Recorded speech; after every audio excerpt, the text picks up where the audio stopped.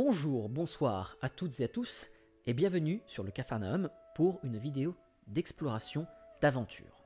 Aujourd'hui, je souhaiterais parler avec vous de l'univers visuel de la série.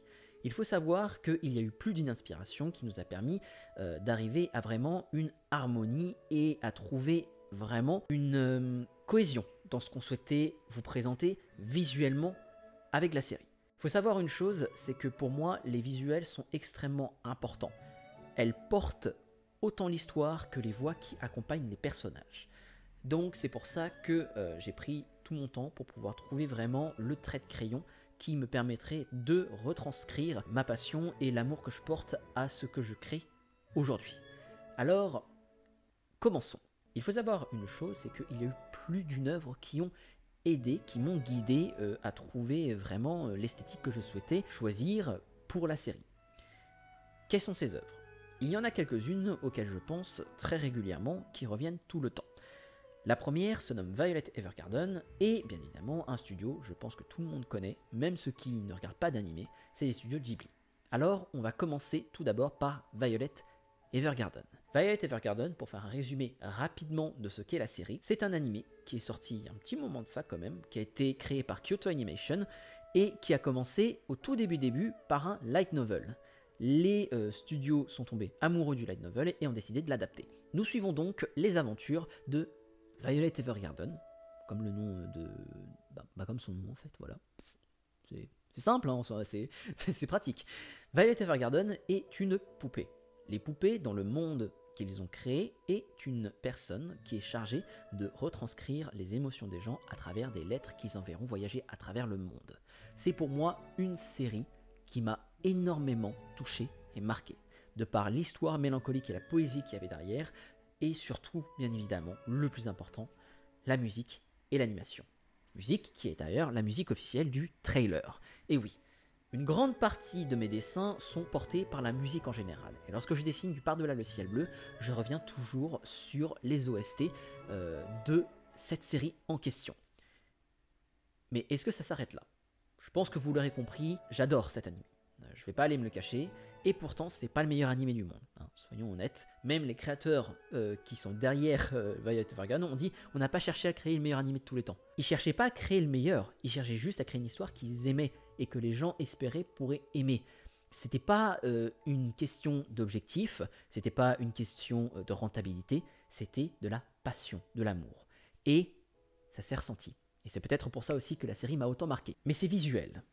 C'est visuel, c'est peut-être la chose qui pour moi a vraiment m'a chamboulé, honnêtement. Cet animé est beau.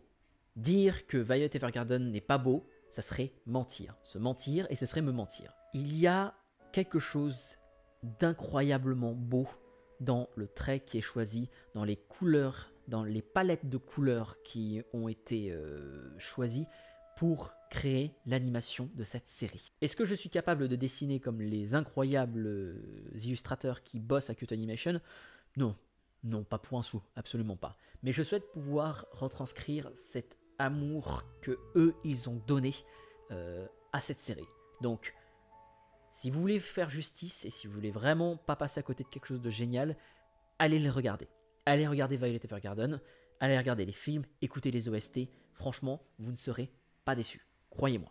Ensuite, pour moi, le plus gros, et je pense pour vous le plus gros, qui clairement va vous parler, c'est Ghibli. Les studios de Ghibli, ça sert à rien d'en parler, tout le monde les connaît.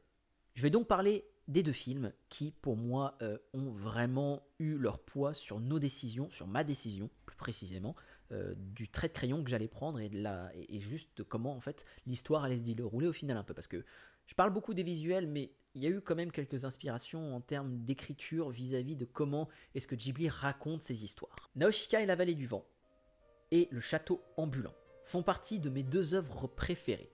La première œuvre de Ghibli que j'ai vue était Nausicaa et la vallée du vent. Et la deuxième, le château ambulant que j'ai adoré pour ces scènes. Bref, je m'éparpille, je suis désolé. Nausicaa et la vallée du vent fait partie des œuvres qui ont marqué mon esprit en termes de visuel et en termes vraiment de monde. Il faut savoir que Anemos, la vallée des quatre vents, a été inspirée par le monde de Nausicaa. Voilà, c'est aussi simple que ça. Il y a énormément de moulins, il y a énormément de vent, beaucoup de plaines vertes, Certains designs, la plupart des designs ne sont pas du tout vraiment inspirés de Nausicaa, mais c'est surtout le monde dans lequel elle est que je trouvais vraiment super sympa. Ces moulins m'ont marqué, je pourrais pas vous dire pourquoi, mais j'ai adoré. Voilà, les bâtiments, les véhicules qu'elle utilise, son interaction avec le monde était vraiment super intéressante à voir. Et enfin, il y a le château ambulant, que j'ai adoré. Vraiment, sincèrement. De par la musique dont on ne parle plus, hein, voilà, en parler ce serait ridicule parce que maintenant c'est un classique de la culture populaire japonaise et occidentale. C'est utilisé partout, ça fait partie des plus belles OST qu'on puisse avoir. Il n'y a pas à cracher dessus. Mais d'où viennent mes inspirations? Où est-ce que ça a en fait influencé vraiment Par-delà le ciel bleu dans cette histoire? Il y a une limite, une sorte de ligne que Miyazaki a créée entre le réel et l'irréel. Une ligne qui est explorée dans ma série à travers ce qui est appelé l'imaginaire réaliste. L'imaginaire réaliste a pour simple base et extrêmement intéressante base que tant que ça fait du sens dans le contexte dans lequel elle est, ça marche. Il y a des pistons, des choses comme ça. Regardez, le meilleur exemple pour moi, c'est le château ambulant lui-même. Regardez-le. Ça ne ferait aucun sens, et pourtant ça marche. On ne se pose pas la question de comment est-ce que ça marche. C'est explorer comment ça marche, c'est montrer comment est-ce que ça fonctionne. C'est vraiment pour moi un monument de l'imaginaire réaliste. Tout comme Nausicaa, la vallée du vent, avec son glider, ces trucs comme ça, c'est vraiment dingue.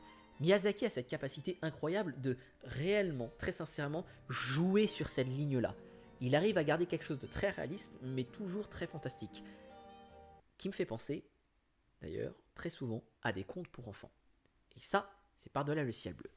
J'essaye, du mieux que je peux, de pouvoir retranscrire un conte pour enfants. Voilà. Je pense qu'il y a de moins en moins de gens qui portent attention, en fait, à ce monde-là. Il y a beaucoup de beaux visuels dans des films, il y a beaucoup de beaux visuels dans des séries, mais c'est pas des visuels qui sont exploités.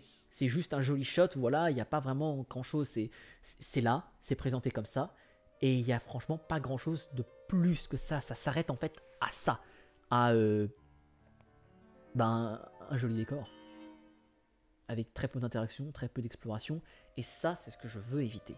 Dans le monde de Par-delà le ciel bleu, je porte énormément d'attention à comment est-ce que je dessine mes décors. Il faut que ça fasse du sens, il faut que ces décors racontent une histoire, et il faut que cette histoire soit explorée par les personnages. Et c'est pour ça que Violet Evergarden et les studios Ghibli ont énormément influencé les visuels que j'ai choisis pour ma série. Il y a toujours une interaction avec le monde dans lequel ils sont. Il y a toujours une interaction avec les outils mis à disposition pour les personnages dans le monde dans lequel ils sont présentés. C'est pour moi la chose qui détermine Par-delà le ciel bleu. J'essaye du mieux que je peux de retranscrire un monde vivant et qui fait du sens à travers l'imaginaire réaliste. Voilà. Pour ce premier épisode, je pense qu'on va s'arrêter là. Je suis désolé si c'est un petit peu brouillon. Je pensais pas vraiment que j'allais faire un truc comme ça, mais en discutant avec des amis, ils ont eu vraiment la bonne idée de présenter, ils ont eu vraiment la bonne idée de me dire que peut-être que je devrais présenter un peu plus comment le monde est de Par-delà le ciel bleu, sans trop rentrer bien évidemment dans des détails vis-à-vis de l'histoire, hein, parce que ce serait bête que je vous spoil des choses, mais dans l'idée, ce serait bien d'explorer un petit peu toutes ces idées-là. Limite, je ferai une autre grosse vidéo qui vraiment parle de tout sur Par-delà le ciel bleu. Rassurez-vous, les choses vont, j'espère, changer au plus vite pour que même je puisse rendre les choses claires pour tout le monde. Si ça l'est pas, n'hésitez pas à laisser un commentaire, que je puisse discuter avec vous de tout ça, à vous abonner, à partager, à liker, tout tralala, ces trucs-là un peu...